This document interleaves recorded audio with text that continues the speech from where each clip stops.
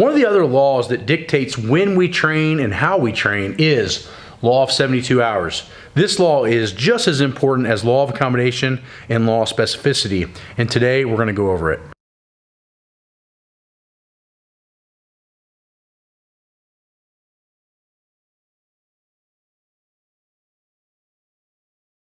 This is one of the laws that I just had to learn for myself.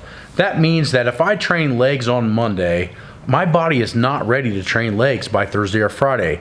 So a lot of these programs you see where they're squatting 3 times a week, deadlifting 3 times a week, etc., is not going to be good for long-term success. 72 hours is crucial for the body's ability to recover not only physically but also neurologically. The body's CNS system just can't withstand rigorous workouts in the same muscle groups but every 72 hours. Now that doesn't mean that if you do max legs on Monday that you can't do a heavy pressing exercise on Tuesday. They're different muscle groups. But it does mean that if you're doing hard leg training, i.e. plyometrics, i.e. heavy squats, heavy deadlifts, power cleans, anything of that nature, you're going to need to give your body 3 days in order to have advanced super compensation, meaning that if you go and train Wednesday when you did legs Monday and train legs again Wednesday, you're still going to be in a rut of recovery, meaning that you're going to dig yourself a deeper hole, causing the overtraining process to kick in much faster and much more severe.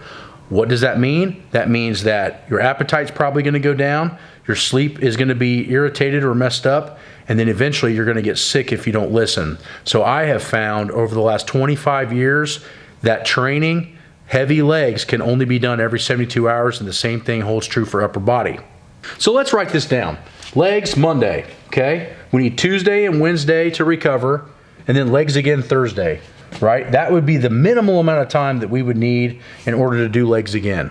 Now, can we do light recovery stuff like walking, GPP? Yes, but I'm always hesitant to say that because people tend to overdo it too much. I honestly think that if you just train legs heavy Monday and then legs for speed Thursday, you're probably going to see the results you want if you're patient enough to last multiple years. Same thing holds true for upper. We do a heavy bench press Tuesday, it's going to take us Wednesday and Thursday and then Friday to do upper again. This is the amount of time it's going to take for the muscle and the central nervous system to recover in order to take a bigger load. Is there a faster way to get stronger? Possibly, but this way will allow you to stay in the game for years and years and years.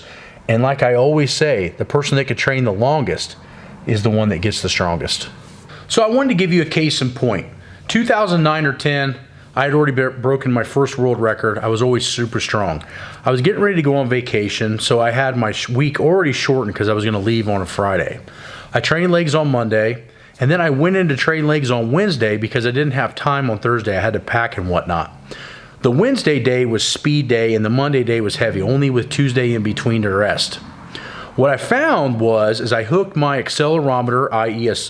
a speed measuring tool on the bar, that I was actually 0.2 of a meter per second slower than I was if I'd gave myself another day or two to rest. What does that mean? That means I was suboptimal.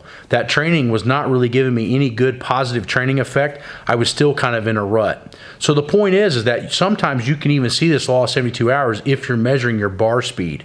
So that's why I like to use the dynamic effort method. It's not only a great method in order to create massive explosiveness and learn how to get faster, but it's also a good assessment tool because if you can't move that bar at around 1.0 meters per second, there's 2 things that are happening. 1, it's either too heavy, or 2, you're not recovered.